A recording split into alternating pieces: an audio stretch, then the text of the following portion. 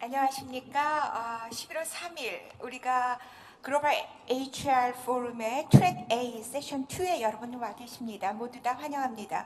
오늘의 우리 주제는 꿈과 끼를 찾는 자유학기제와 진로교육이라는 주제를 가지고 3명의 발표자 2분의 토론자를 여기서 모시고 있습니다. 우리 세션은 다른 세션과 달리 굉장히 발표자와 토론자가 많기 때문에 가능하면 좌장의 중간에 개입되는 설명은 자르도록 하고요.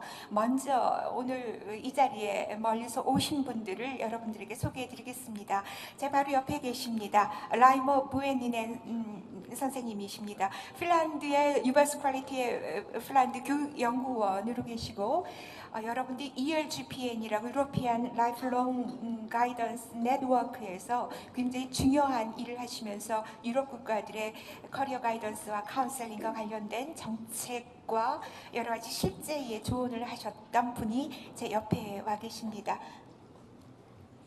그 옆에 계신 분은 존 맥카시 선생님이십니다. 아일랜드 국적을 갖고 계시고 지금 현재 ICCDPP의 디렉터로 계십니다. 이 존 맥카시 선생님은 2003년 OECD에서 커리어 인포메이션 카운셀링 앤 가이던스 앤 퍼블릭 팔리시라는 OECD 리뷰가 있었는데 그때의 중요한 전문가로 참여하셨고 한국의 토니 와트 선생님과 내한하셔서 한국에서의 중학교, 고등학교, 대학교에서의 진로교육 현황에 대해서 자세히 알고 또 그 컨트리 페이퍼도 작성하신 분이십니다.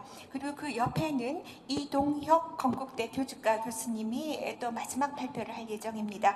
이동혁 교수님은 지금 현재 상담학 연구 에디터로 계시고 진로 상담을 전공하신 그런 선생님이십니다.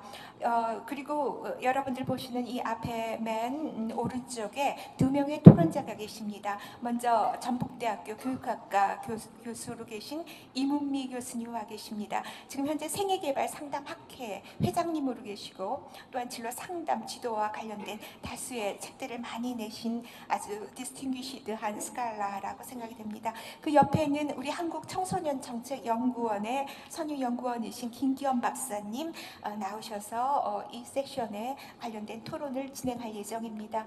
이 꿈과 끼를 키우는 자유학기제 이제 2016년 모든 중학교에 다 실시가 되고 있습니다. 우리나라는 교육이 정권이 바뀔 때마다 조금씩 흔들리는데 이 자유학기제와 진로 교육이 어떻게 동행하며 대한민국의 교육 혁신의 화두를 이끌어갈지 우리가 핀란드와 아일랜드와 한국의 교수님들의 의견을 들으면서 같이 그 해법을 찾는 시간이 되길 바랍니다. 자, 그럼 자연스럽게 라이모 교수님이 먼저 발표를 하겠습니다.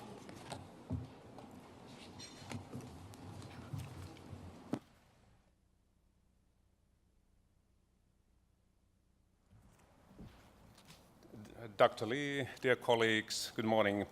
And first I want to thank for the invitation to participate in this very important conference and forum. And also I want to thank for the forum for integrating career education and the development of career management skills as part of the conference themes. Because yesterday we heard during the plenary session that nowadays young people change their careers more than one time during their life. So we are choosing careers, let's say 3-4 times before we have the retirement. And in the previous session, we also heard that the career management skills is one of the key competencies which we need at the labor market at the moment. So today I will be focusing on career education and the definition of career management skills and how this can be integrated into education and in curriculum. And then I'm also highlighting some of the outcomes of career education and guidance based on the international cooperation, and then also describing some features and practices, or good examples of policies and practices in the field.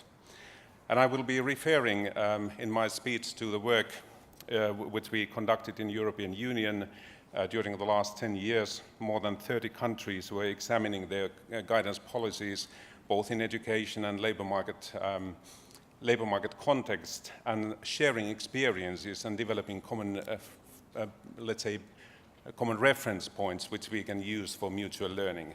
And these publications are available on the network website, and I will be referring to these in my presentation.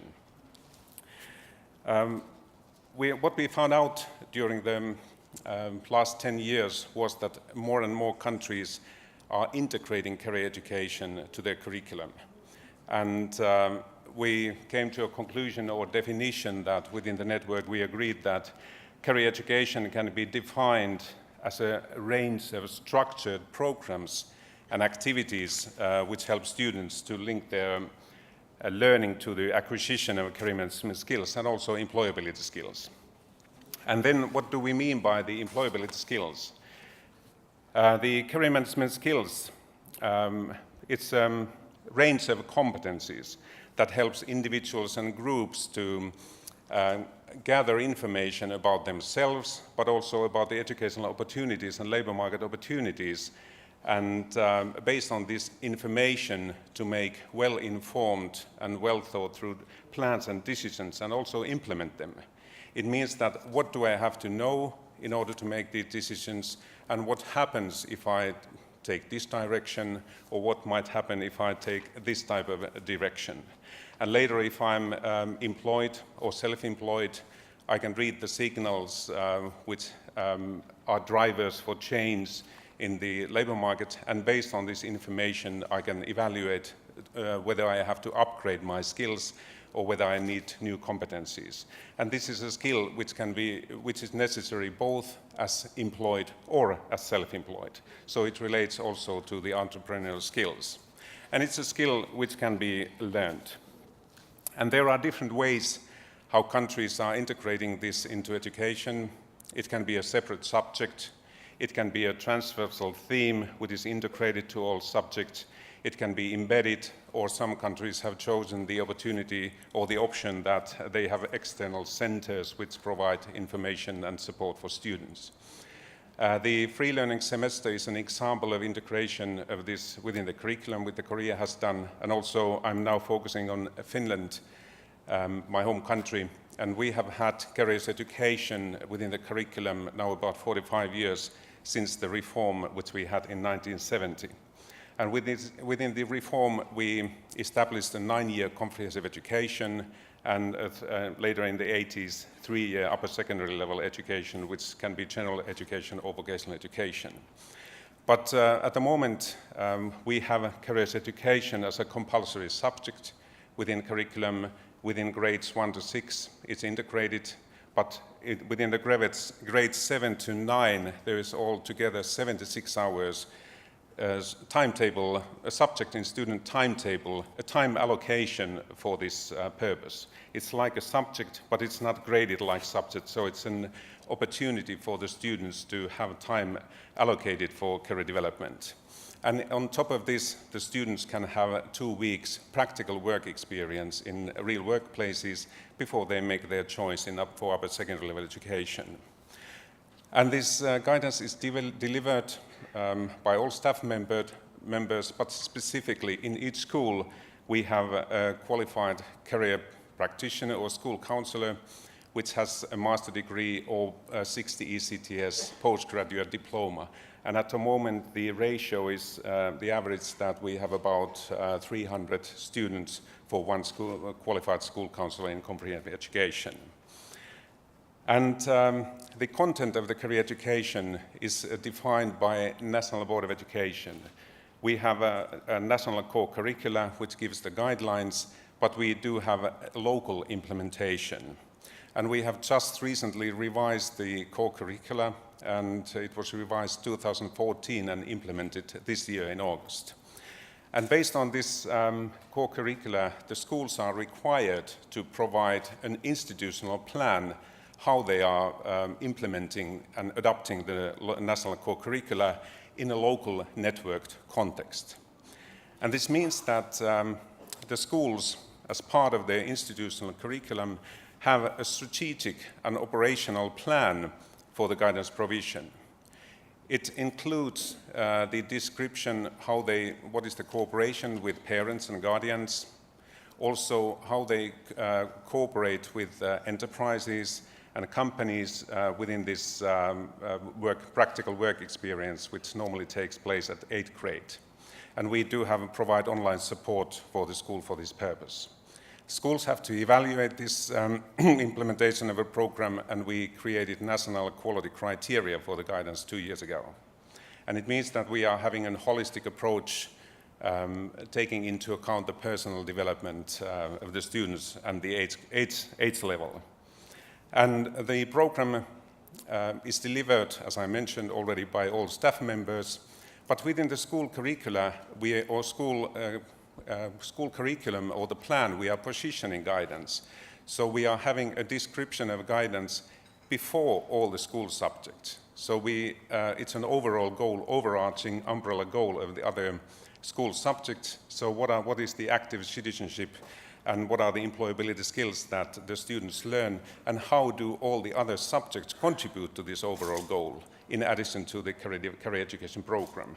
So in some cases, career guidance has been integrated on top of the other school subjects, like a glue or band-aid if something goes wrong. But we wanted to have this preventive measure or preventive approach, that it's general support and mainstream service for the students before anything happens. And it's a cost-effective way to meet the whole age cohort as a preventive measure. And that is why we have the description of responsibilities integrated or included within the overall school plan. And it also must describe the multi-professional cooperation, so how the school counselors work or career teachers work with other teachers, youth workers or social workers or school nurses. So in a way, as I mentioned, we are positioning career education within the school activities. And what are the overall goals? Like in many countries, we have the 3 goals. We are focusing on the personal growth and development, but also we are helping the students to evaluate their study skills and social skills. And this is a basis for lifelong career management skills. And we are also introducing the use of information and communication technology as a compulsory element. Because when school students graduate, they know where to find this educational labor market information, but also they learn how to evaluate the existing information, what is available on the internet. And when they are using social media, they are communicating with each other, and they are looking for jobs or getting career-related information and processing their own future with or without the help of the teachers or other practitioners. So in a way, how they are co-constructing the information and their future using the social media. So that's why it's part of the career education program as well. But career education is not a separate entity. As I mentioned, we are positioning career education within the curricula as part of the overall education. And this slide illustrates the current core curricula and the transversal competencies which should be obtained during the 9-year comprehensive education. And on the right, you see the 7 transversal competencies, which are thinking and learning to learn, so a basis for lifelong learning, cultural competencies and communication, so how Finland was a very homogeneous society until the 90s, but we have now more diverse society, so this is important that we are aware of the cultural competencies as well and take into account the values of human rights within this communication. Then we have self-management in daily life as a basis for active citizenship, and also the multiliteracy and digital competencies. And then a long-term goal is the working life competencies and entrepreneurial skills, and also how to engage in and influencing a sustainable future. These are the overall competencies or the goals, what we are trying to obtain.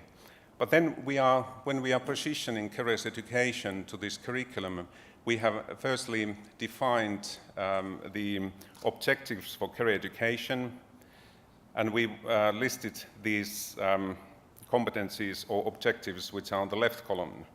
So it's how to engage in working life, how to engage in active citizenship and be an active member of the society. And also learning to learn, how you link lifelong learning to your career, how do you learn to know your values and skills and abilities, so it's the self-awareness, how you learn to set goals with the focus on your current learning, but also thinking how does your education relate to your future employability.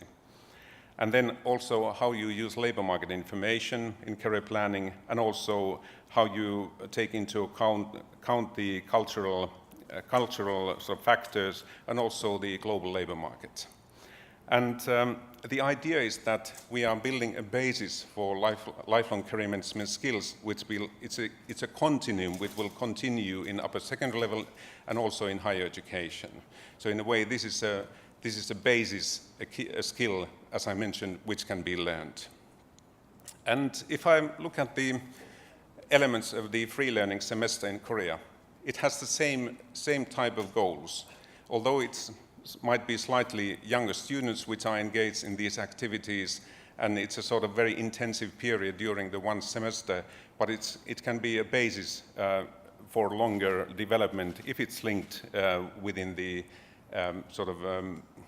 long-term planning and also the sort of the continuum of the career management skills, as I mentioned. So it provides the student an opportunity to deepen the knowledge of the labor market in practice, on the trends, and also identify emerging competence areas and skill shortages. It provides opportunity to test the entrepreneurship or spirit of entrepreneurship, and it's also an opportunity to learn job searching skills in practice. As I mentioned, in Finland we have these 2 weeks when students go to the workplaces. They are practicing the real skills which they need when they are looking for a job, and then they are testing and looking what are the competencies needed in those workplaces and how they can share their experience among their peers. So in a way, this provides an opportunity for future career plans, but it's also a measure to promote the commitment in studies. And we have collected evidence that this does matter.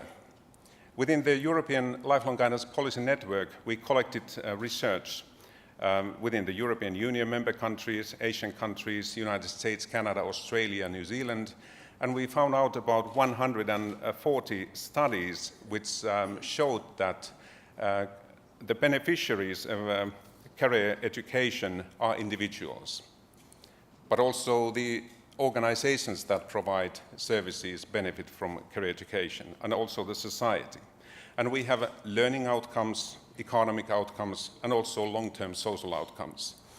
And we found out that on an individual level, we learn these skills, which helps us to navigate in the labor market. But also, if schools provide well-organized career services, the students who sort of reflect why they are learning certain subjects, they are more likely to graduate faster. So we have lower dropout rates if we have a guidance or career education as a preventive measure.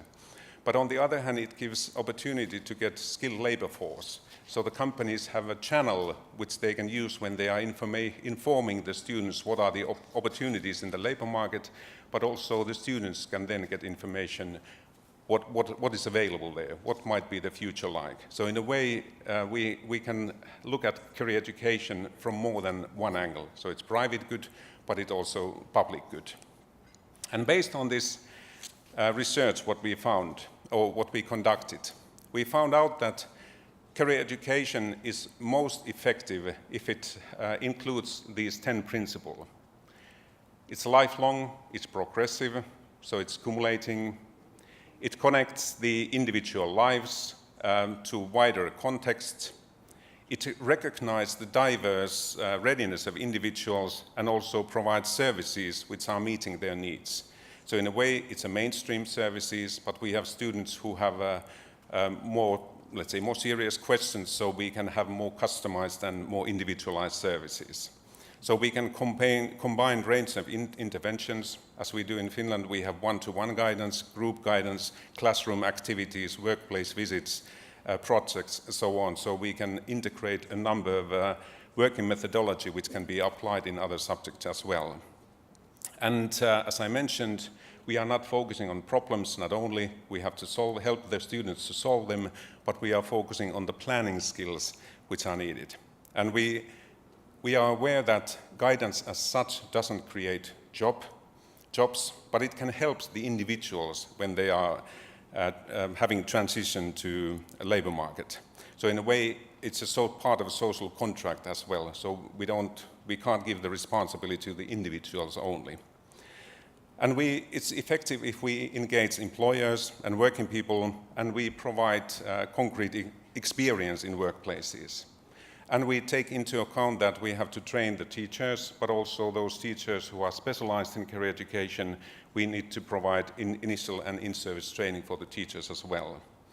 And we take into account that we pay attention to quality career information, education information, and also develop the labor market information and the trends in such format it can be used in career education. And also, it's quality assured and evaluated. And CRIVET is an example that pays attention and conducts research on the implementation of the free learning semester. So that's an example of the investment which the Korean government has done to this purpose. To conclude, based on international cooperation and the findings of the research, we can conclude that there is an emerging political consensus at international level that guidance and counseling and career education are seen as key strategic components for implementing lifelong learning and employment strategies at regional and also national levels. Well-organized career education, it acts a link between school, community, and working life. It's a part of a social contract. This progress can be enhanced if governments and local authorities investment on systems that support this policy development. It can be a national forum, like an outcome of our work in Europe is that most of the European countries have a governmentally level forum that sort of shares information between government sectors on the development of guidance policies. So it means it requires cooperation between ministries who are in charge of guidance policies. And the first step would be that if we want to promote coherent career management skill strategy, we invite the key stakeholders to discuss what do we mean by career management skills in different settings, in education, secondary level education, higher education, adult learning, but also in aging population, as we heard in the previous session. So in a way, agreeing how can this be developed as a continuum, who is in charge of it, and how it can be sort of promoted as an explicit competence. And the final comment is that, as I mentioned, based on this cooperation, we can state that well-functioning career education and counseling system, perhaps the free learning semester in Korea, will be an indicator of well-functioning and efficient national education system. Thank you for your attention. Kamsahamnida. Good morning, everybody. And you now hear English spoken with an Irish accent. So I hope you can understand from what you're normally used to. My name is John McCarthy, and I'm honored to be invited to participate in this forum, and in particular in this session. But I want to start by saying that I'm dedicating my presentation to Liz Seiss from Houston in Texas, who is here in the room.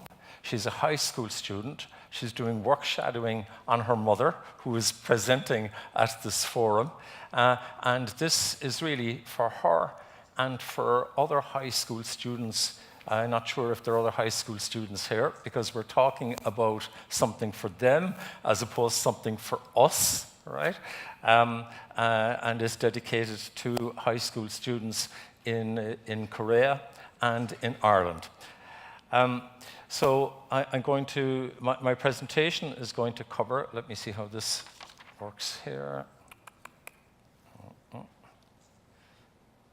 Yeah, okay, all right, got I'm going to look briefly at the aims of the high school education in Ireland and in Korea. We're going to do a little comparative look at the two, and we're going to look and to see how they link to the kinds of skills that the experts on the labour force were talking about yesterday. I'm going to briefly describe the transition year programme in Ireland, which tries to address some of these the skills required for job participation and job performance. And I'm going to look at some of the evidence from the evaluation of the transition year programme in Ireland, which in a way has inspired the free learning semester here in Korea, and to see what kind of lessons maybe we have learned that could be important for the free learning semester in Korea. So if we look at the aims of higher education in Ireland and Korea, which, the aims of high school education, we see they're actually somewhat similar. We both mention the knowledge and skills to prepare people for jobs needed in society, immediate entry into the workforce. And in fact, in Korea, it's even more specific when they talk about student autonomy, emotional development, critical thinking abilities, right? But that's what the aims are. What's the actual practice? And if we look at the practice, and you can correct some of the facts that I have here, right? Because I just Googled them. So what happens in practice? Well, what we hear from Korea is that there's an awful lot of rote learning it takes place in schools, that it's more teacher-centered learning than student-centered learning, and that there's a huge focus on examination results. And if we look then, the school year here in Korea for high schools, 220 days, all right?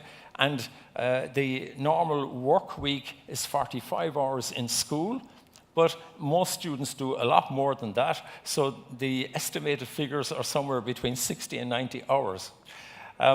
And if you look in the PISA ranking, well, it's bound to have an effect. So you're third in the PISA ranking, the OECD International Student Assessment. If you look in Ireland, well, the teenagers in Ireland have a much happier school life, all right? They only do 180 school days a year. They only work 28 hours a week in school.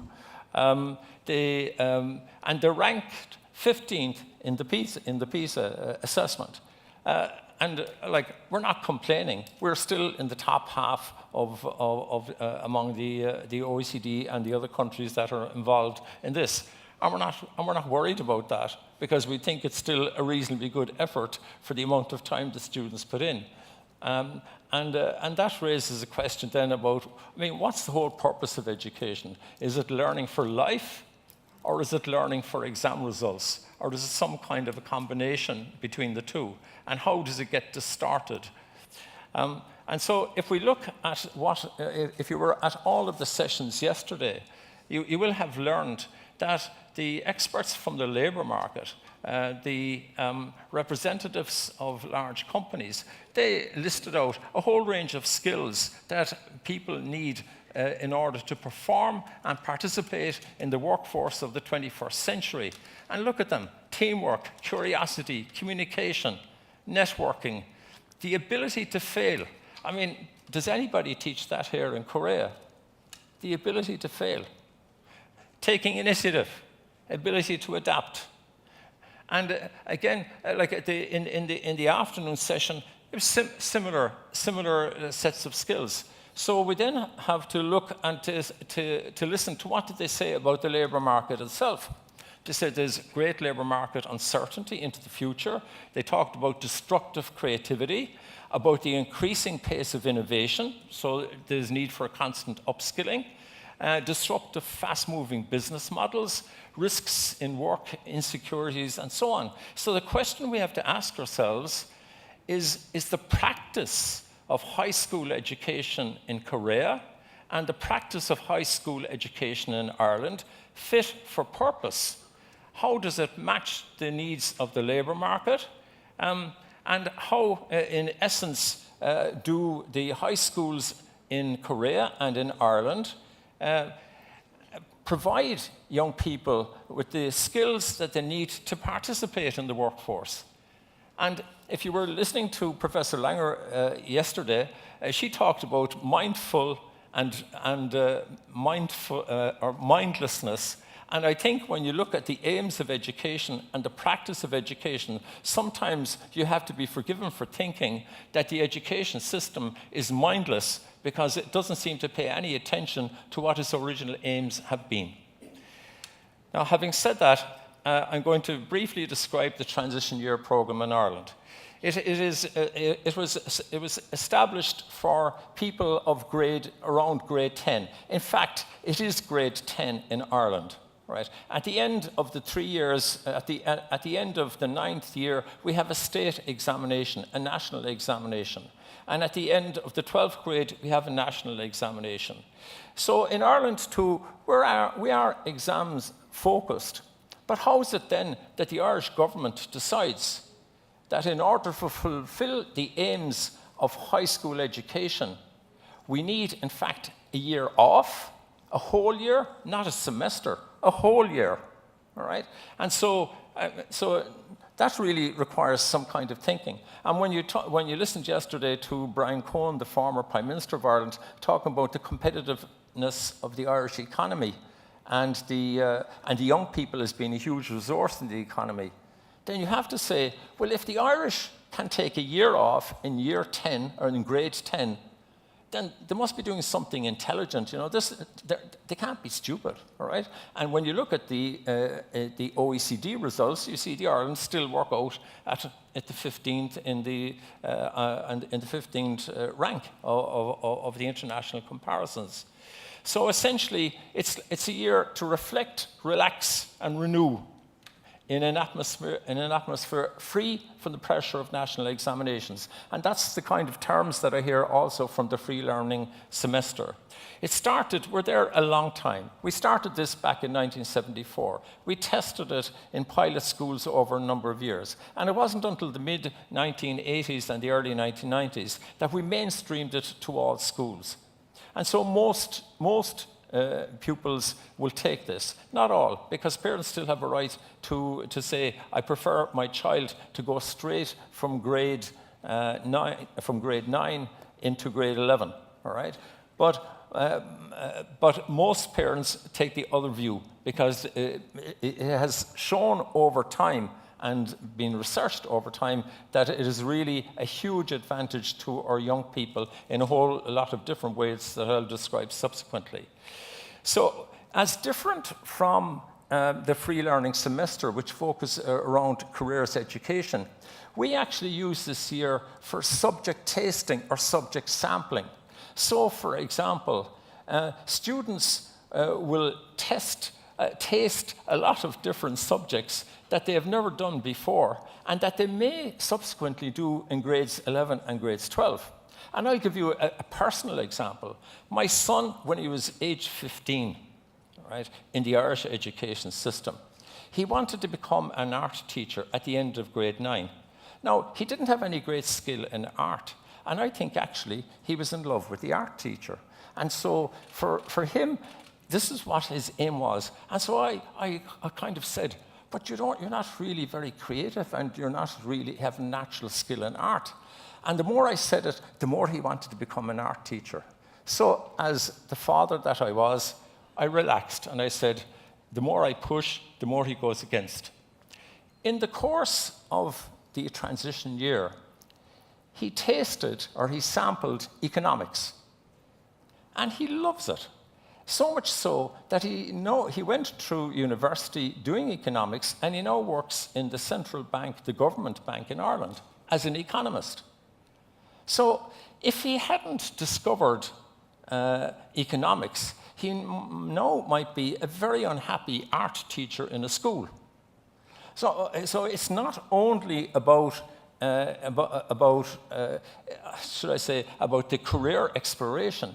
It's also about subject a broad educational way to look at what are the kind of knowledge and skills that we require to be in the society in which we live and to be in the global world in which we live. All right, so it's much broader than just the career side. And if you look, all right, if you look at the programs that they do, they sample a lot of different subjects, all right? But they also have a lot of out-of-school work, like community service. Community service is helping people who are disadvantaged or disabled in society, working with different organizations. So it's learning something about civic responsibility, right? So it's a broader concept entirely than just saying, well, I'm going to learn about a job or learn about work. All right? We're going to learn other things as well. And so we're trying to look at the education of the whole person, all right, in this particular year. And again, in terms of the kinds of learning activities, very different from what they had experienced up to then in the high school and what they would experience subsequently. And I'll talk a little bit more about this. If you look at the aims of the Transition Year Programme, we talk about personal maturity, career maturity, social awareness, social competence. So you're talking about a greater development of the general aims of higher education. And so each school, we have national guidelines, but each school has the freedom to shape its own programme. And so it's a whole school activity. What we would say in Ireland is that it was the most radical change ever to the Irish education system, because for once the teachers became responsible for curriculum development. Instead of teaching a curriculum and subjects that were prepared by experts somewhere else, they had to develop it themselves. They truly became professionals, and it gave them a great freedom. Now, believe me, they were scared. They were scared because they were used to doing what they were doing all the way along, which was, taking the subject that was prepared by somebody else and teaching it. And this time, they had to develop its content and its methodology. But it also gave a marvelous chance for creativity, and it has really worked very, very, very, very well. And it's not only about the content, but it's also about the way learning is delivered. Active learning, discovery learning, negotiated learning. So, and it's not only the teachers who develop these modules, because we have many national associations in the civic and social and economic spheres who developed short taster learning modules for the transition year programs. So in fact, nationally, you have many different sectors of society who are contributing modules, and they say, could you please teach this in school, and we will help you, we'll give you materials, we will support it. Because they all see this in terms of stakeholder involvement. It's a much broader concept than just very narrow. And I'm suggesting that you go and visit this particular website, and you'll have an idea of the different organizations that have prepared modules for the young people to do in school as part of learning for life, which is really what education is all about. So to come quickly to the evaluations, and I realize I'm running out of time on this, we have had many different kinds of evaluations from the inspector of the Ministry of Education, the students themselves, the teachers, and from economic and social research studies. And it's normal that the inspectorate of the Ministry of Education, the Department of Education, look at it from a systems perspective. And so in their first evaluation, national evaluation in 1995, they said, yes, it gives schools the opportunity to engage in school curriculum development. And it gives pupils the space and time to grow in maturity, provides a lot of stimulating activities, and there's a big orientation towards community service, which I told you was kind of the civic responsibility end of it. And then in 1988-89, they did an in-depth case studies of 18 schools, and again, the same kinds of findings coming out. Particularly, the parents' attitudes to the program underwent a significant transformation in the course of the year as they saw their children mature through their participation in the program. And that's really, really key. Because if the parents didn't really see its value, they didn't see the value at the beginning. Because we had the same kind of publicity as sometimes you hear for the free learning semester. It's a DOS. It's not serious. It's not really serious stuff. You can't learn in those kind of circumstances. And so, again, parents would have heard that and then gone through it. The parents in Ireland, if this really wasn't meaningful and useful, it would have been thrown out long ago politically and has been found very, very useful. So the second is the voice of the students, which I really like. Transition year was my favorite time in school. This is somebody who's left school 6 years later and thinks back to it. Another, somebody who had finished the transition year in grade 12 was saying, I felt really grown up, all right? And if you look, again, other research says, like, we made better subject choices. We had time to determine what we wanted to be when we got older. And if we look then to other things that they would have said, a lot of the things was that they bonded better with students in their classes. They bonded better with their teachers. They discovered that teachers were normal people. What can I say? If that's the only thing they learned from the year, I mean, that is a huge achievement. But I'm just saying, when you think of the kind of hierarchical relationships that can exist in systems which actually act as blocks at times to learning, right? This was really, because the teachers weren't stressed out because they weren't pushed by examination result pressure. Others, like my mum couldn't believe how hard we worked because they set up mini enterprises. Right? So when we talk about entrepreneurial skills, where did they learn them? Did they learn them at home? Did they learn them through rote learning? No. They learn them through establishing like young enterprise companies, mini enterprise companies, and they do this in a very social, responsible way. Another quote that I liked, when you're in a transition year, you are somebody. This was looking back at people who were now in transition year. I look at them now organizing the fashion show, so busy, and I think, oh, I wish I was back at it again. All right? So you can see the kind of pleasure that the kids have got from it. We have classes as normal, but they're totally different to the other classes. It's practically all projects. I'm so used to being told exactly what to do and when to do it, but I love this. So you're talking about a different approach to learning. The teachers' views, they would say that in subsequent to transition year, the students were more assertive, more serious about studying, less reliant on teachers, better prepared for participation in higher education, and had the ability and confidence to take direction and to lead other students. And some of the teachers themselves, in terms of their own professional development, a teacher says, transition year gave me the space to try out new and different teaching strategies. And as my confidence grew, I introduced these into my mainstream classes with great success. Well, what a wonderful result for teachers. Right? So I'm just saying that the benefits of this, and this comes to almost to the final slides. When we look at the academic performance of these students using control and experimental group methods, we discover, in fact, that people who did transition year achieved much better than the people who didn't do transition year. So I'm just saying that when you look, there's also an impact, a down-the-road impact in terms of academics, which is the kind of fear here that they have with the free learning semester, because for only one semester they're involved in doing something slightly different than what they have been doing up to now. Parents are scared, their exam results aren't going to be good. Well, the research that we have shows completely the opposite. I mean, students become really good learners. They'll begin to love to learn as opposed to the drudgery of learning. So there are a lot of these slides, and I'm going to finish just with lessons for the free learning semester in Korea. So what are the key factors for success? You have to have a support service, a national support service, to help the professional development of the teachers, all right, and to help in the materials development.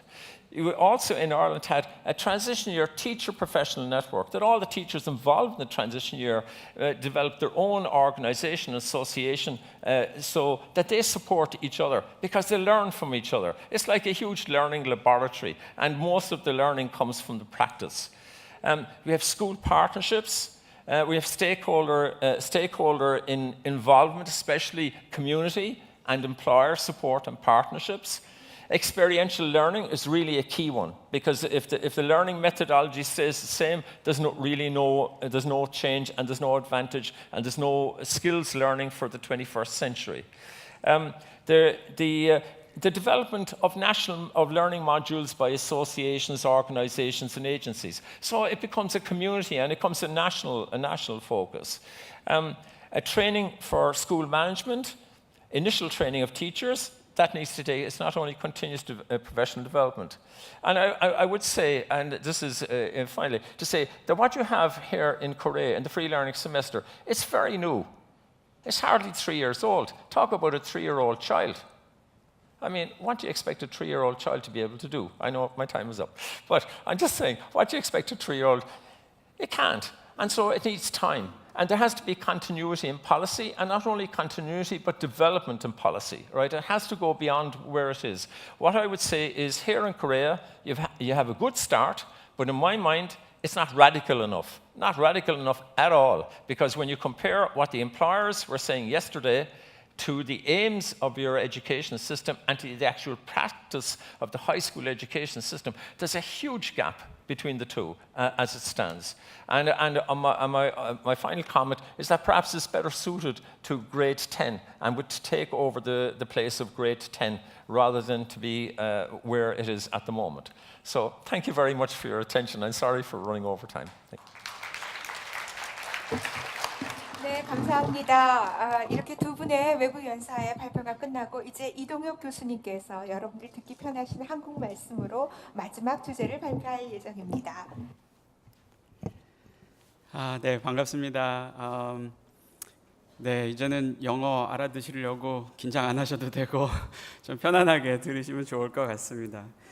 네, 먼저 저도 이 포럼에 이렇게 초대가 돼서 그 발표를 할 수 있는 기회를 갖게 돼서 너무 영광이고요. 근데 사실은 이 주제를 받고 제가 준비를 하면서 사실 가장 고민했던 거는 자유학기를 어떻게 번역해야 되나 하는 거였습니다. 그래서 여러 가지를 찾아봤더니 어떤 곳은 free semester라고 하기도 하고 어떤 데는 free learning semester, 그리고 교육부에서는 examination free semester라고 하더라고요. 그래서 근데 그 어떤 것도 마음에 딱 들지는 않았습니다, 사실. free라는 말이 공짜라는 말도 있어서 네, free semester 했을 때 공짜로 학교 다니는 학기, 물론 그거는 아니기 때문에 그래서 고민하다가 그래, 이제는 외국 분들도 한국 사람들이 free learning semester를 어떻게 말하고 있는가, 어떻게 부르고 있는가 배우실 필요도 있겠다 싶어서 저기에다가 자유 세메스터라고 썼습니다. 네, 그 제목을 보시면 제가 necessary waste of time이라고 해서 시간 낭비가 필요한 것이다.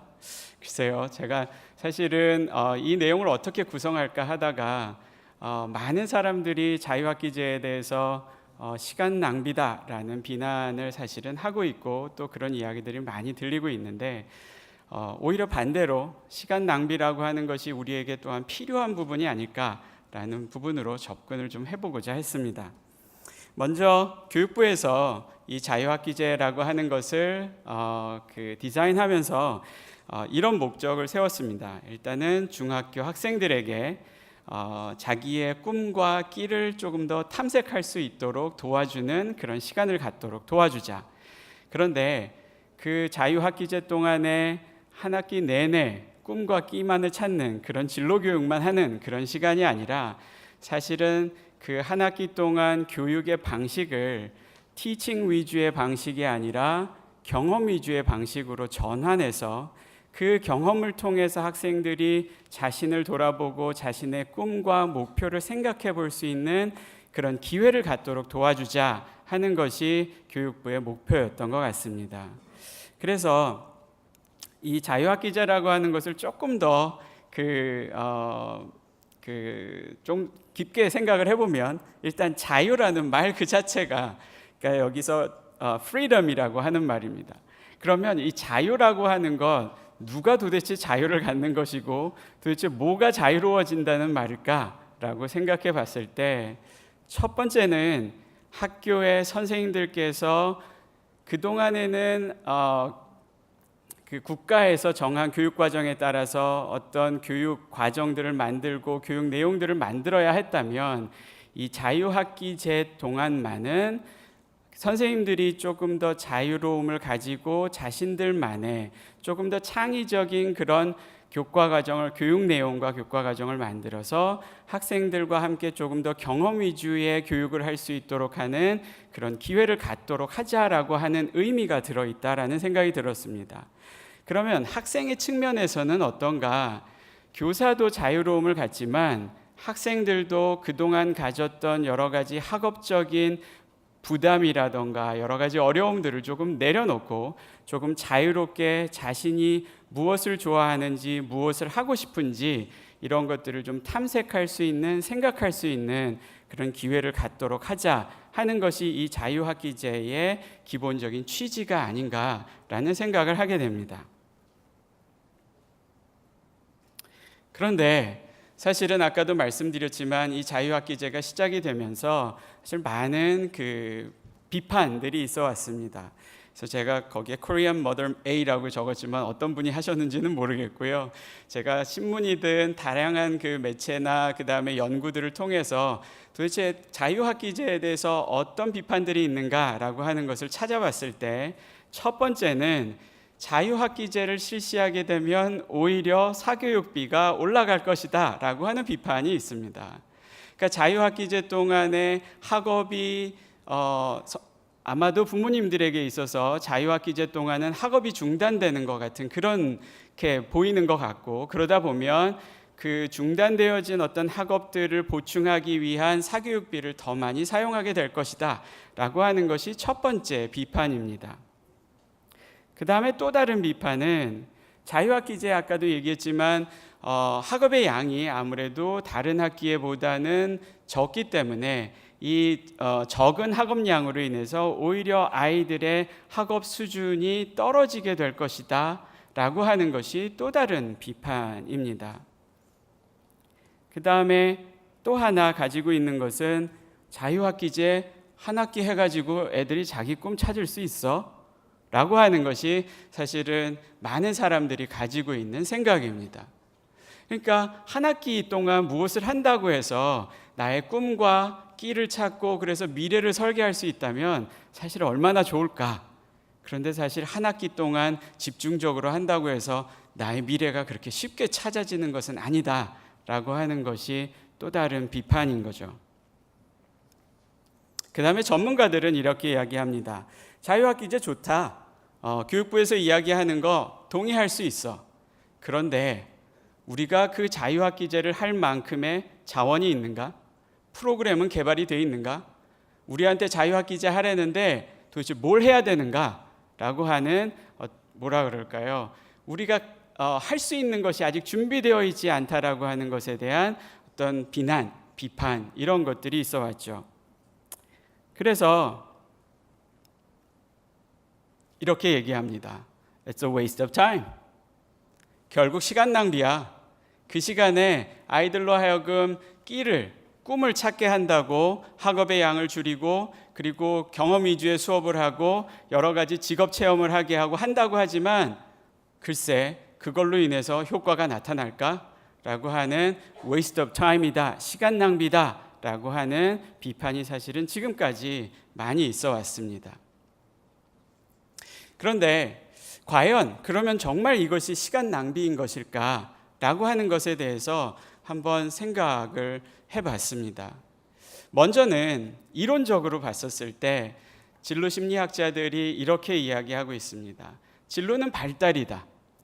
발달이라고 하는 것은 단계가 있어서 그 단계를 거쳐 나가야만 반드시 다음 단계를 넘어갈 수 있는데 그렇다면은 진로도 발달이라면 어렸을 때 성취해야 되는 어떤 진로 발달 과업들을 제대로 성취하지 못하면 다음 단계로 넘어갈 수 없다는 겁니다. 그렇다면 생각해 볼까요? 어린 아이가 태어났습니다. 혼자 할 수 있는 거라고는 누워 있고 울고 먹고 싸고 하는 것밖에 없습니다. 그런데 일반적으로는 어떻게 발달하냐 하면 누워 있던 아이가 이제 뒤집고 그리고 기다가 잡고 일어서고 걷게 됩니다. 그런데 어떤 아이가 누워 있다가 엄마, 아무래도 내 삶이 이렇게 돼서는 안 될 것 같아. 내일부터 엄마 걸어볼게 라고 걸을 수 있는 아이는 아무도 없다는 겁니다. 다시 말해서 진로도 발달이라면 반드시 어렸을 때 거쳐야 하는 발달 과업이 있고 그걸 성취해야 하는데 그 발달 과업이 무엇이냐?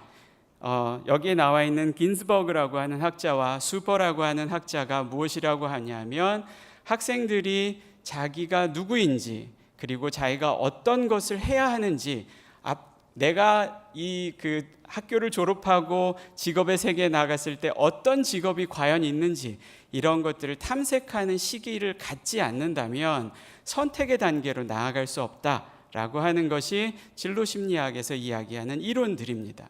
그렇다면 이 자유학기제를 통하여서 학생들이 자기를 탐색하고 직업에 대해서 탐색하는 시간을 갖는 것이 너무나 중요하다라고 하는 것을 이야기하는 거죠. 그렇다면 이게 정말 이론적으로 봤었을 때 자유학기제가 시간 낭비이냐 다시 생각해 볼 수 있다는 겁니다. 그 다음에 크롬볼츠라고 하는 학자는 이렇게 이야기하고 있습니다. 많은 사람들이 내가 진로를 결정하지 못하면 내가 뭘 해야 좋을지 모르는데 어떻게 준비를 하겠느냐라는 이야기를 합니다. 그렇지만 크롬볼츠는 아직 결정이 안 되었다 할지라도 내가 지금 할 수 있는 것을 준비하고 훈련하는 것이 필요하다. 그건 결코 시간 낭비가 아니라 투자다라고 이야기하고 있습니다. 그렇다면 중학생들이 아무것도 결정이 되어 있지 않다 할지라도 무언가를 경험하고 준비한다라고 하는 것은 그것은 시간 낭비가 아니라 투자다라고 이야기할 수 있는 거죠. 그 다음에 또 경험적으로 봤을 때 많은 연구들이 아직은 자유학기제가 이제 시작된 지 얼마 안 돼서 정말 수많은 연구가 있는 것은 아니지만 제가 찾아본 바에 따르면 여러 연구들이 자유학기제에 참여했던 학생들이 진로 발달 수준이나 진로 탐색 행동이나 또는 진로의 적응력이나 또는 자기주도 학습 능력이나 그다음에 행복도 이런 것들이 높다라고 하는 것을 보고하고 있습니다. 그래서 로댕이라고 하는 학자가 아니죠. 네, 조각가가 그런 이야기를 했습니다. 우리가 어떤 것을 경험을 현명하게 사용한다면 그 어떤 것도 낭비가 될 수는 없다. 그렇다면 우리가 이 자유학기제를 어떻게 현명하게 사용할 수 있을 것인가? 그 부분에 대해서 한번 좀 생각해 보도록 하고자 합니다. 첫 번째는 이 자유학기제라고 하는 것이 사실은 다른 전체 교육과정과 함께 연결이 되어야 하는 그런 그 연결성을 가질 필요가 있다라고 보여집니다. 앞에서 발표하신 두 분께서도 계속해서 말씀하신 건 진로교육이라고 하는 것은 전체 교육과 하나가 되어야 하는 것이지 진로교육이 따로 있고 교육과정이 따로 있는 것이 아니다라고 이야기를 하고 있습니다. 그래서 이 자유학기제라고 하는 것이 다른 학년에서의 진로교육과도 연결되어져야 한다라는 겁니다. 그런데 지금 보시면 사실은 이 자유학기제가 굉장히 동떨어져 있는 섬처럼 보입니다. 학생들은 공부만 하다가 자유학기제에 들어가서 갑자기 지금과는 다른 무언가를 배우게 되고 그리고 자유학기제가 끝나면 다시 이전으로 돌아갑니다. 그랬을 때 이 연결성이 보장이 되지 않았을 때 학생들은 어떻게 보면은 오히려 이 자유학기제에서의 많은 경험들을 활용하지 못하고 그냥 낭비해버리게 되는 그런 결과가 되는 것이죠. 그래서 예를 든다면 전체적인 어떤 교육, 진로 교육이 초등학교에서부터 고등학교 때까지 어떻게 이루어져야 하는가, 그 과정에 대한 전체적인 그림을 우리가 가질 필요가 있고, 그리고 각각의 개인의 학생들이 자유학기제를 마쳤을 때 그 진로 교육의 전체 과정 중에서 어디에 지금 위치해 있는가 자신을 평가해 볼 수 있도록 도와주고, 그래서 자유학기제를 마쳤을 때 다음 학년으로 넘어가서 이제 어떤 준비를 해나가야 하는지를 학생들이 알 수 있도록 도와주는 것, 그래서 자유학기제에서의 경험이 이후에도 계속해서 활용될 수 있도록 하는 것이 필요하다라고 생각을 합니다. 그 다음에 두 번째는 선생님들의 어떤 진로 교육의 역량을 키우는 것, 향상시키는 것이 필요한 부분이다라고 생각을 합니다. 사실은 저희가 일반적으로 생각하듯이 교사의 역량이 학생의 어떤 발달 수준이라던가 학생의 역량과 굉장히 밀접하게 관련이 있다고 우리는 생각을 합니다. 교사가 진로 교육에 대해서 훨씬 더 최근에 업데이트된 진로 교육에 대한 지식들을 가지고 있고, 그래서 새로운 것들을 학생들과 함께 해나갈 수 있다면 사실은 훨씬 더 효과적인 진로 교육이 학교에서 이루어질 수 있을 것이다 라고 보는 겁니다. 그래서 계속해서 교사들이 자신의 역량을 키워나갈 수 있도록 도와줄 수 있는 그런 시스템을 마련하는 것이 필요하다라고 생각합니다. 그래서 몇 가지 제가 이야기할 수 있는 것들, 제가 가지고 있는 개인적인 생각은, 일단은 선생님들이 계속해서 교육을 받으실 수 있도록 도와줄 수 있는 그런 기회를 제공하는 것이 많이 필요하다. 현재 지금 거의 99%의 중고등학교에 진로진학 상담 교사가 배치가 되어 있습니다. 그분들이 600시간의 교육을 거쳐서 진로진학 상담 전문가로서, 교사로서 학교에 배치되어 있지만, 그러나 시간이 지나면 또한 그 이전에 받았던 교육이 과연 지금 이 시점에도 맞는 것이냐라고 하는 것에 있어서는 저희가 질문을 해볼 수 있습니다. 그래서 새로운 교육을 계속해서 할 수 있도록 도와주는 것이 필요할 것입니다. 특히나 진로 교육에 대한 조금 새로운 관점들을 갖도록 도와주는 것이 필요하지 않을까 싶습니다. 지금 진로 학교에서 이루어지고 있는 대부분의 진로 교육에서 강조하고 있는 것은 직업의 선택입니다. 너 뭐 하고 싶어? 너 하고 싶은 거 빨리 결정해야 돼. 빨리 결정해야 네가 준비하지. 그래서 대학 가는 것도 도움이 되는 거야. 결정이라고 강조하고 있지만, 사실 최근에 진로심리학에서 강조하고 있는 것은 결정이 아니라 준비입니다. 왜냐하면 이 결정이라고 하는 것은 얼마든지 이후에 바뀔 수 있고, 이 시대가 너무나 빠르게 변화하고 있기 때문에 선택보다는 준비되어 있는 사람이 때에 맞춰서 선택할 수 있기 때문인 겁니다. 또 하나, 우리는 학교에서 아이들에게 이렇게 가르칩니다. 너 잘하는 거 뭐야? 찾아봐. 네가 가지고 있는 것을 찾으라고 합니다. 그런데 아이들은 이렇게 대답합니다. 전 잘하는 게 없어요. 저는 무엇을 해야 좋을지 모르겠습니다. 그렇다면 네가 가지고 있는 것을 찾는 것이 아니라 네가 가질 수 있는 것을 개발하는 것이 어떻게 보면 학생들에게 더 중요한 관점이 될 수도 있습니다. 그러니까 지금까지는 내가 가진 것을 확인해서 그걸 선택하는 것에 초점을 뒀다면, 이제는 그것이 아니라 미래를 준비하는 발전의 과정, 개발의 과정들을 준비시킬 수 있도록 하는 것이 어떻게 보면 지금 진로교육에서 더 중요한 부분이 아닐까. 그래서 선생님들이 진로교육에 대해서 지속적으로 논의하고, 도대체 우리나라에서의 진로교육은 어떻게 이루어져야 하는가 하는 것에 대한 논의들이 많이 이루어져야 된다고 봅니다. 마지막으로 부모님의 참여가 정말 필요하다고 봅니다. 그 아일랜드에서 시행하고 있는 트랜지셔닝 이어에 대한 연구에서도 보면, 부모님이 함께 참여했을 때 훨씬 더 부모와 자녀의 관계가 향상이 되고, 그리고 진로 선택이 훨씬 더 성공적이었다라는 연구 결과들이 있습니다. 그리고 외국의 연구들에서도 보면 지속적으로 부모님이 자녀의 진로 교육에 참여하고 부모와 대화했을 때 그 자녀들의 진로 발달이 훨씬 더 건강하게 잘 이루어진다라고 하는 연구 결과들이 있습니다. 그런 것으로 봤을 때 일단 먼저는 부모님들에게 자녀의 진로 교육이 정말 필요하고 중요하다라고 하는 것을 가르쳐 줄 필요가 있다고 생각이 듭니다. 많은 부모님들이 이렇게 이야기하십니다. 아유, 우리 아들 아직 초등학생인데 뭐 아무것도 걔는 몰라요. 나중에 가면 다 알아서 결정하겠지 라고 하지만 사실은 진로 교육이 가정에서부터 이루어지는 것이 얼마나 중요한 것인지, 그리고 가정에서 진로 교육이 이루어졌을 때 그것의 효과가 어떤 것인지를 알 수 있도록 부모님들에게 알려드리는 것이 필요하다라는 거죠. 그리고 학교에서 이루어지는 다양한 진로 교육 활동에 부모님들이 참여하실 수 있도록 도와드리는 것. 그 다음에 또 하나 제가 5-minute homework이라고 해놨는데요. 사실은 캐나다의 영이라고 하는 학자가 연구한 부분인데, 하루에 딱 5분 정도만 아이들과 진로에 대해서 이야기한 가정의 경우 아이들의 진로 발달이 굉장히 잘 이루어졌다라고 하는 연구 결과가 있었습니다.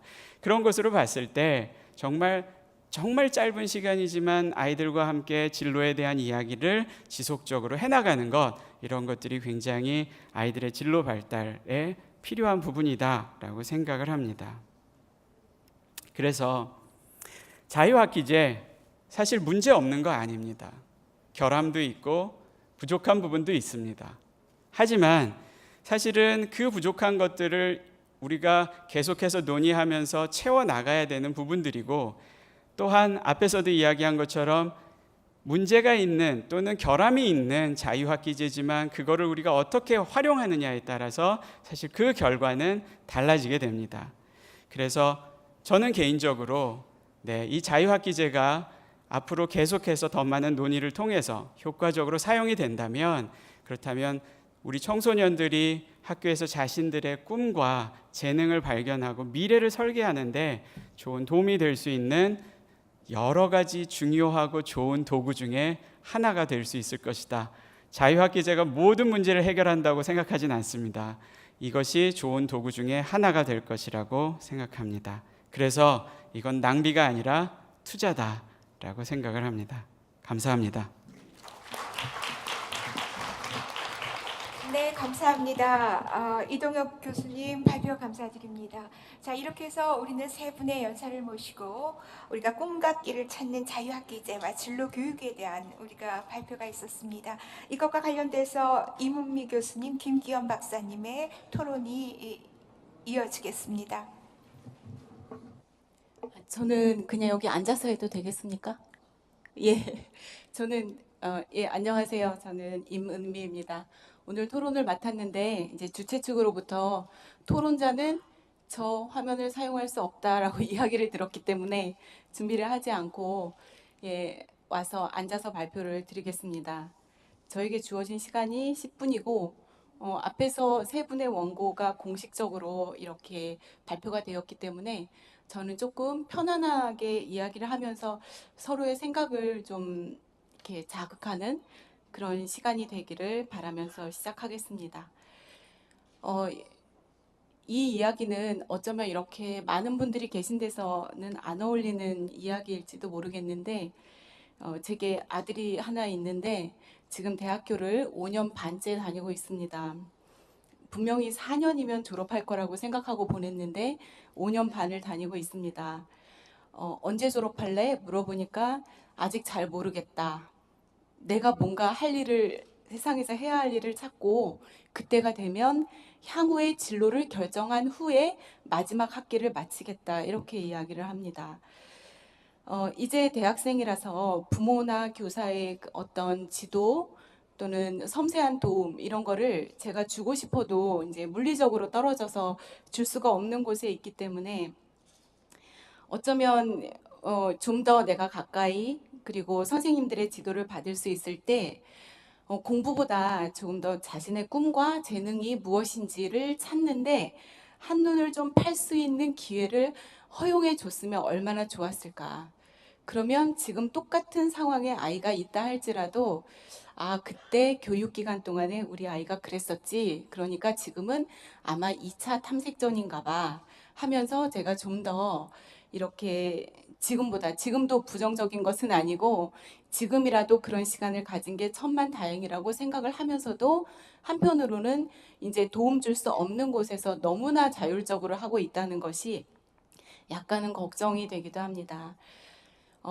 그래서 제가 오늘 이 주제가 사실은 우리 어떤 자유학기제라는 제도 이상으로 어쩌면 한국의 그 부모님들 또는 교육하시는 선생님들 모두가 우리 이제 좀 대학으로만 들어가는 정답이 딱 정해진 그 어떤 것을 많이 외워서 기성세대가 만들어 놓은 어떤 틀에 자꾸만 익숙해지게 하는 교육을 조금 더 벗어나게 할 때가 되지 않았는가. 이제 그런 식의 교육은 더 이상 효과가 없다는 것도 알고 있습니다. 알고 있고, 그래서 정부 주도적으로 이 자유학기제가 실시되는 것에 대한 기대도 상당히 큽니다. 아, 이제 우리 다음 세대 아이들은 학교 때도 좀 헤매보고 헤매는 곳에서 찾는 의미도 이제 알 수 있게 되고 인생을 조금 더 지혜롭고 좀 더 주도적으로 살아갈 수 있지 않을까 하는데 제가 지금 재직하면서 가르치는 분들이 학부모님도 계시고 교사 선생님들도 계신데 예기 불안이 상당히 크다는 걸 발견할 수 있었습니다. 학교 선생님들은 준비가 안 되어 있다. 우리가 과연 자유학기제를 지도할 만큼 역량이 갖춰져 있는가 이걸 가지고 고민하시고 또 학부모님들은 아, 그동안 진짜 성적 떨어지면 어떡하지? 그걸 걱정하십니다. 이 이야기 아까 주제 강연에서도 나온 이야기인데 저는 닥터 맥칼시가 얘기하실 때 어떤 게 저한테 굉장히 인상적이었냐면 우리 핀란드의 피사 성적이 15위 정도, 즉 중간 정도 된다. 이거 괜찮지 않냐? 이렇게 얘기를 하시는 게 굉장히 저한테는 강하게 인상적이었습니다. 왜냐하면 우리나라 부모님들이 예기 불안으로 갖고 있는 성적 하락이라는 것 속에는 상대적인 서열에 대한 하락의 의미가 상당히 크다고 저는 읽었기 때문입니다. 즉 다시 말해서 우리나라 부모님들 중에는 중간 본인의 아이가 중간 이상을 할 수 있는 역량을 갖고 있다고 생각하는데 중간을 하는 거를 괜찮지 않냐라고 진심으로 받아줄 수 있는 학부모들이 과연 계시겠는가? 선생님이 계시겠는가?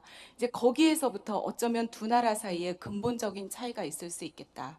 그렇다면 이 자유학기제는 어떤 제도나 교육적인 행위로서뿐 아니라 뭔가 문화적인 변화를 위한 캠페인과 함께 가야 하는 것이 아닌가. 그러니까 상대적인 서열에서 조금은 자유로울 수 있는 우리 풍토가 뒷받침되어야 하지 않는가 이런 생각이 들었습니다. 이제 시간이 조금 남았다고 사인이 왔습니다. 그래서 곧바로 이제 질문으로 들어가겠습니다. 먼저 이동혁 교수님께 이제 드리고 싶은 질문이 지금 이런 그 교사의 준비도 향상을 위해서 우리나라 교육부에서 전국에 있는 교육대학원 12개 또는 13개 제가 정확히 숫자가 기억이 안 나네요. 죄송합니다. 그래서 이제 진로 진학 상담 부전공 과정을 개설했습니다. 아마 진로 교육을 위한 직접적으로는 성공적인 자유학기제 운영을 위한 교사 역량을 기르는 것을 목적으로 하는 프로그램입니다. 그러면 오늘과 같은 논의를 좀 더 현실적으로 실행하기 위해서 이 교육대학원의 교육과정에서 어떤 내용 또는 어떤 운영 방식이 도입되어야 한다고 생각하시는지 이거를 좀 여쭤보고 싶었습니다. 그리고 두 번째, 이동혁 교수님께 두 가지 질문 드려서 죄송합니다. 예, 그 두 번째 질문은 학부모님들이 참여해주지 않으면은 이게 너무 힘듭니다. 가치관부터 학교와 가정이 갈등하기 때문에 오히려 학생들을 더 힘들게 만드는 것이 아닐까. 그렇다면 학부모 참여율을 높이는 것이 성공의 하나의 관건인데 학부모 참여율을 높이기 위해서 학교나 교사, 학교 또는 지역사회 또는 어떤 전체 사회 또는 국가적으로 어떤 전략이 필요하다고 보시는지 이걸 여쭙고 싶었습니다. 너무 큰 질문인 것 같은데요. 어쨌건 제가 궁금했습니다. 그다음 이제 닥터 메칼시에게 드리는 질문으로 준비를 한 거는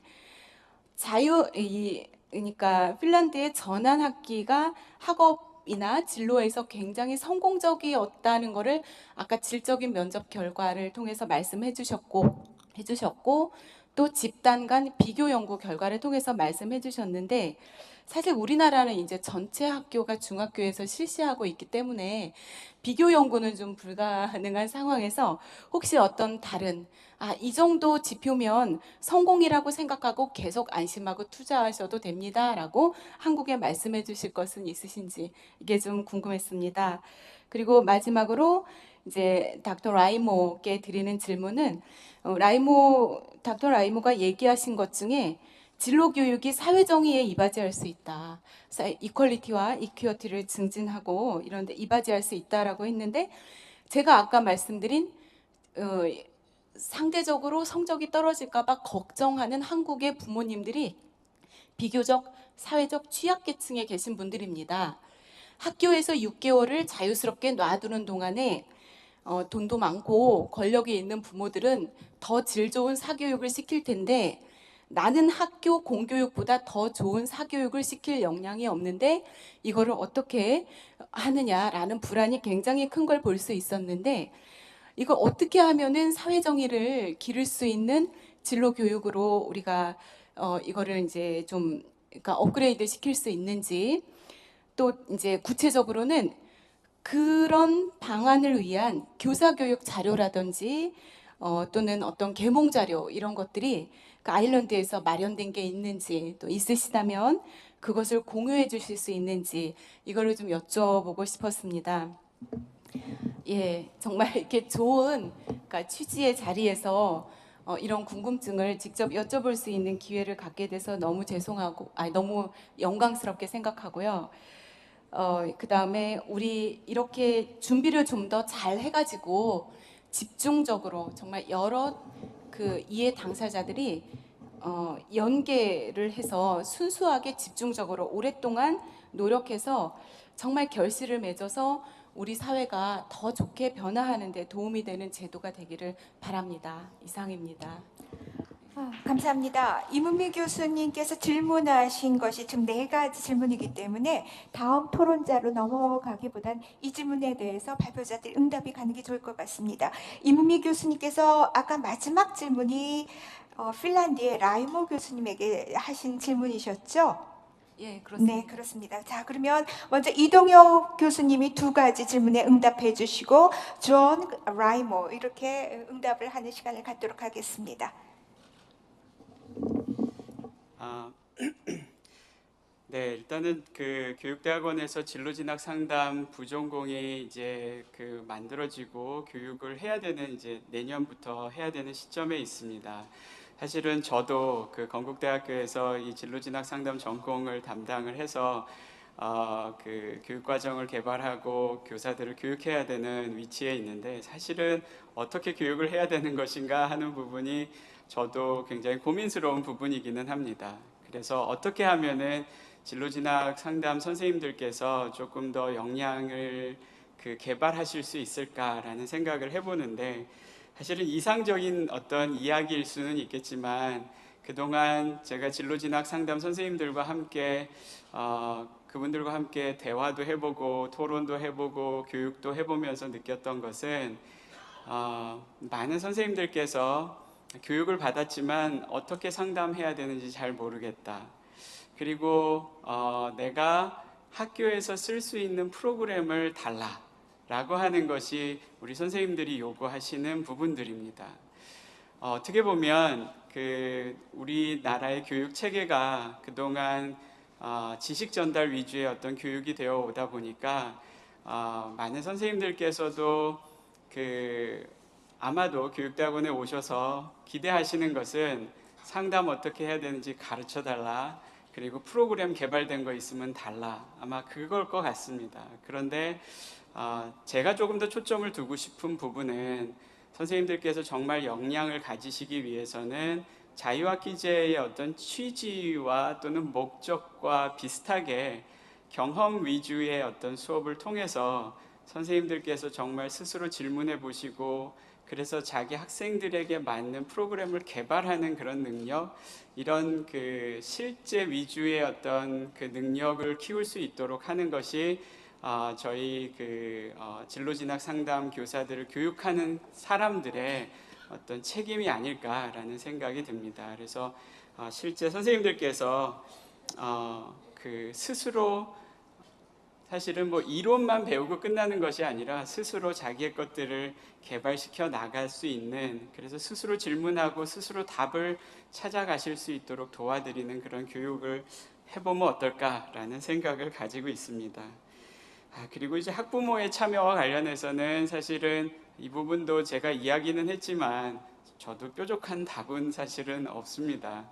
실제 현실을 생각하면 학부모님들이 너무나 바쁘시고 그래서 아이들과 함께 대화를 할 수 있는 시간들이 사실 많지 않다라고 하는 현실을 저도 알고 있기 때문입니다. 하지만 그럼에도 불구하고 저희가 현실이 그렇다고 해서 저희가 현실이 그러니까 학부모님은 배제해야 돼라가 아니라 어떤 방식으로든 학부모님들이 좀 참여하실 수 있는 어떤 제도를 마련해야 된다고 보는데요.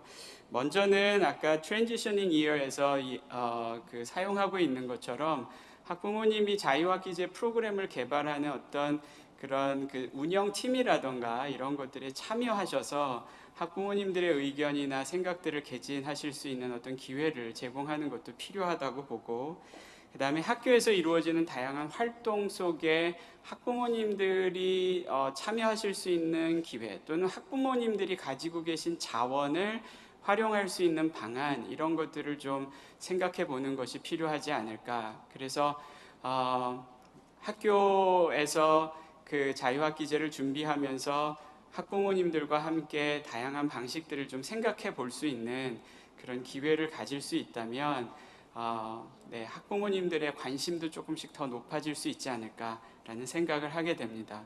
저희 답변이 사실은 충분하지는 않다고 생각이 듭니다. 네, 감사합니다. 네. 지금 한 분의 또 토론자가 기다리고 있기 때문에 John and Rymer, could you please answer for 1 minute, please?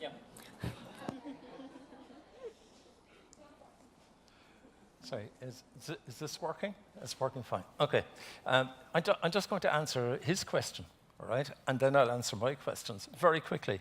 I think you should, when you're developing courses for teachers, the people you should ask are the students, are the parents, are the teachers in school, and young people who have left school, because they are the richness. They will be able to tell you what should be learned and how it should be learned. I wouldn't go and speak to the counsellors.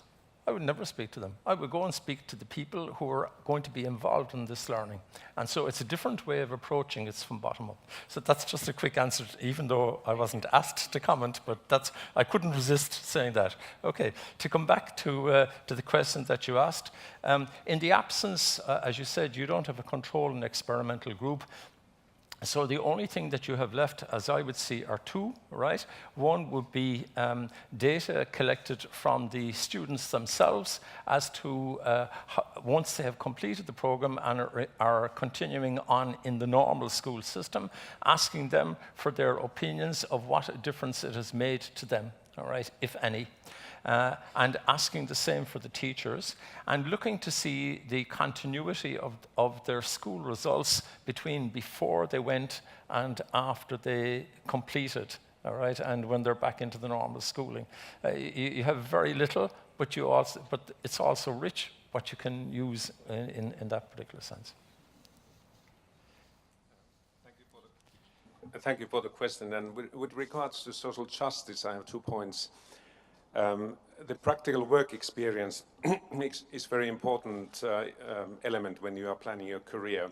But at the moment, we have a quite high unemployment, youth unemployment in many countries, so the young people don't have much opportunities to have practical experience. But if this practical work experience is integrated into career education, it gives opportunity for all the students, all the whole age cohort, to get at least some experience.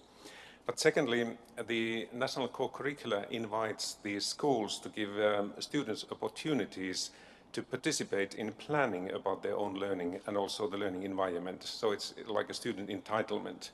And this implies that students are given opportunities to learn the skills to address their own opinions, negotiate, solve problems, solve conflicts. And these are skills which are needed in the future labor market. And in a way, this is an opportunity to learn how to be responsible of your own future. And they also learn the importance of contracts and also the mutual trust. So I think these are the skills which promote social justice as a long-term outcome. Okay, thank you.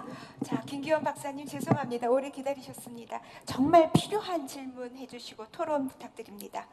예, 소개받은 한국청소년정책연구원의 김기현입니다. 답변을 들어야 되기 때문에 좀 짧은 시간 동안 주로 질문만을 드리도록 하겠습니다. 우선 라이모 선생님에서 발표한 그 핀란드 사례에서 가장 인상 깊었던 것은 진로 교육과 국가 교육 과정의 다양한 목표에 해당되는 역량 요인들을 연계한 점일 것 같습니다. 우리나라에서는 진로 교육도 다른 교과목처럼 어떤 특정한 그 부분으로 한정해서 다루려는 그런 부분이 있습니다. 그래서 진로 교육은 진로 교과목이 있고요. 그리고 진로 개발 역량을 키우는 그런 부분으로 이제 마치 이제 수학 교육이 있고 수학 교과목이 있고 수학적 능력을 키우는 것으로 바라보는 부분인데요. 반면 이제 핀란드에서는 진로 교육이라고 하는 것이 다양한 역량 요인과 연관되고 그런 부분들을 향상시키는 것을 목적으로 삼고 있다는 것이 굉장히 인상 깊었습니다. 이와 관련해서 문화적 역량이나 소통이라고 하는 부분이 진로 교육의 목적과 어떻게 연결되는지 사례로서 좀 설명을 해주시면 고마울 것 같고요. 그리고 저희는 이제 예를 들면 문화적 역량과 커뮤니케이션도 다른 역량 요인으로 보는 측면이 있는데 이것조차도 이제 하나의 역량 요인으로 바라보고 있는 것 같습니다. 그래서 그런 부분들을 어떻게 생각하시는지 답변을 해주시면 좋을 것 같고요. 두 번째로 아일랜드 그 사례 관련해서 메카시 박사님의 발표를 인상 깊게 봤습니다. 현재 자유학기제는 아일랜드의 트랜지션 이어를 이제 벤치마킹해서 도입을 한 측면이 있습니다. 이와 관련해서 질문드리고 싶은 부분은 지금 자유학기제에 관련된 가장 큰 학부모님들의 걱정은 뭐냐면 이제 학력이 저하될 것이다라고 하는 부분인데요. 이와 관련해서 발표하신 내용 중에 종단 조사 자료를 분석했더니 학업 성취도에 도움이 된다라는 부분을 말씀해 주셨습니다. 그래서 결과에 대한 이야기는 들었는데 박사님께서 생각하시는 왜 도움이 됐지 하는 그 원인에 대한 부분을 좀 말씀을 해주시면 우리나라에서 진행 중인 이 자유학기제와 관련해서도 지금 학부모님들이 걱정하시는 부분을 일부 좀 불식시킬 수 있지 않을까 하는 생각을 해봅니다. 그리고 마지막으로 이 교수님 발표 내용 중에서 가장 제가 와닿았던 부분은 이 진로 교육에 있어서의 자유학기제의 그 위상과 관련된 부분입니다. 자유학기제는 특정 학기에만 진행되기 때문에 초등학교부터 고등학교까지 이어지는 진로교육 전반에 있어서 어떻게 위치매김할 것인가 굉장히 중요하다고 보는데요. 아시다시피 우리나라는 사실 고등학교 시기가 되면 진로 체험도 가장 적게 이루어지고 또 일부 연구 결과를 보면 진로 성숙도도 오히려 떨어진다라고 하는 그런 부분들이 나타나고 있습니다. 원인은 뭐 입시 경쟁이 워낙 치열하다 보니까 시험 준비를 위해서 거의 매진하는 그런 과정에서 진로에 관련된 부분이 가장 필요한 시기에 오히려 그런 부분들을 키울 수 있는 시간적 어떤 여유가 없는 상황이기 때문인 것으로 이렇게 보고 있습니다. 그래서 교수님께서 생각하시기에 자유학기제와 고등학교의 진로 교육을 어떻게 연결할 것인가가 굉장히 중요하리라고 보는데요. 여기에 대한 한 가지 방안이 있다면 그것을 제안해 주시면 감사하겠습니다. 이상입니다.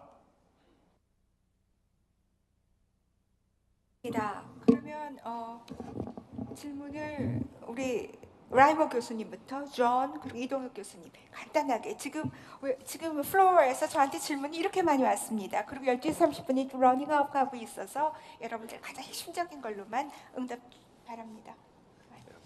Okay, thank you. At the moment, students are living in a world that is getting more diverse if we think of cultural, linguistic, and religious perspectives. And living in this type of society requires communication skills which are based on human rights and mutual respect within communication. So when this part of is integrated into careers education, the students are able to express and identify their own cultural heritage, but also acknowledge also other aspects.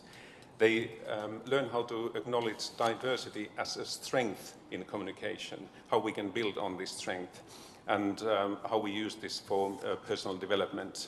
But they also learn that it's possible to express oneself not only orally or in written language, but using also other forms like music, drama, and other videos and this type of elements. So the communication is part of the team working skills which are required in the labor market. And in a way, these are skills which can be then utilized also in companies which are working in global context or within global companies. In a way, so we are, on a long term, we are promoting also the worker and student mobility by emphasizing these cultural and communication aspects.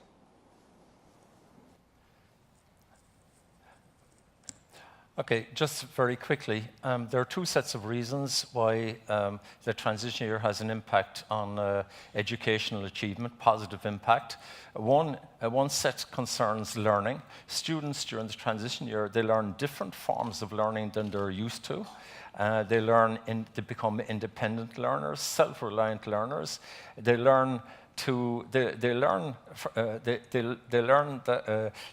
love learning for its own sake.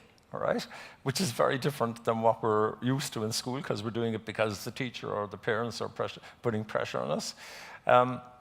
And they also learn in collaboration because they work on projects. So they have a whole new experience of learning. That's the first one. So this motivates them in terms of their performance in grades 11 and 12. They're completely different learners, and the teachers say this. It's just incredible. They take responsibility for their learning. The second set of reasons are concerned with career maturity and personal maturity. During the course of making the choices, because they have time to think about what they're going to do in grades 11 and 12, they make much better subject choices, and they're better motivated because they make choices that are relevant to them, and therefore they're going to perform if there's a connection between them and the subjects, as opposed to choosing a subject but not really knowing why. 네, 제게 주신 질문에 대해서 간단히 답변을 하자면, 개인적으로는 자유학기제가 고등학교 1학년으로 갔으면 좋겠다. 이게 저의 개인적인 생각이긴 하지만 현실적으로 그것이 어렵다라고 하는 것을 알고 있습니다. 그렇다면 자유학기제에서의 효과를 어떻게 고등학교로 연결시킬 수 있을 것인가? 사실은 그 학업 성적, 어떤 과목에서 내가 어떤 과목을 잘하느냐 하는 것이 학생의 적성을 가장 잘 보여주는 인디케이터다라는 이야기도 있습니다. 그렇다고 한다면 학생들이 고등학교에서 자기가 잘하고 좋아하는 과목 속에서 자기가 배우는 내용들을 지속적으로 자신의 미래나 내가 앞으로 무엇을 할 수 있을 것인가, 내가 배우는 내용들을 앞으로 내가 사회에 나갔을 때 어떻게 활용할 수 있을 것인가 하는 것에 계속해서 연결하면서 생각하는 그런 노력들이 필요하지 않을까. 만약에 그렇게 할 수 있다면 자유학기제에서 경험했던 다양한 그 경험들이 조금이라도 고등학교에서도 지속되어질 수 있지 않을까라는 생각을 하게 됩니다. 네, 감사합니다. 지금 저희가 12시 30분이 지났고 이렇게 플로어에서 많은 질문들이 왔습니다. 어떤 질문은 제가 검토한 결과 이 자리에서 금방 대답할 수 있는가 하면 어떤 굉장히 많은 디스커션이 필요한 질문일 것 같습니다. 하지만 좌장으로서의 저의 역할은 언타임에 이 세션을 마무리하는 것이 제 역할이기 때문에 죄송하지만 여러분들이 다 기회를 드리지 못해서 죄송합니다. 우리가 이걸 오피셜리 마감을 하고 여기 존과 메카시아 이동욱 교수님이 계시니까 혹시 정말 이 질문이 필요하다신 분들은 오셔서 말씀해 주셨으면 감사하겠습니다. 양해를 부탁드립니다. 자, 이렇게 해서 11월 3일 트랙 A 미래를 여는 교육 개혁이라는 화두로 세션 2의 꿈과 깨를 자유학기제와 진로교육에 대한 발표가 있었습니다. 이 세 분의 공통적인 의견은 이젠 자유학기제가 효과적으로 지속적으로 근거를 확인하면서 연구적인 노력이 가미돼서 교육과 진로교육과 더 나아가서 교육 전반의 개혁과 같이 아울러지면서 성장 발전해야 된다라는 그 말씀으로 포인트가 되고 있습니다. 그리고 이제는 웨이스트 오브 타임 하는 자유학기가 아니고 정말 현명한 경험을 통해서 학생들이 학교가 지역사회가 그리고 국가의 진로교육을 넘어서 교육이란 개혁의 화두에 가장 핵심적인 요소로 작용되기를 바라는 것으로 모든 토론과 그리고 발표가 마무리되어진다고 생각합니다. 여러분들 90분 동안 이렇게 장기간 이 자리를 지켜주시고 이 세션에 참석해 주셔서 감사합니다. 다시 한번 양해를 말씀드립니다. 혹시 질문 중에 반드시 꼭 질문해야겠다 하시는 분은 여기 계신 분들 앞으로 나오셔서 지속적으로 토론이 이어졌으면 좋겠습니다. 자, 이걸로 오피셜리 이 세션을 마치도록 하겠습니다. 세 분의 발표자, 두 분의 토론자 감사합니다. 고맙습니다.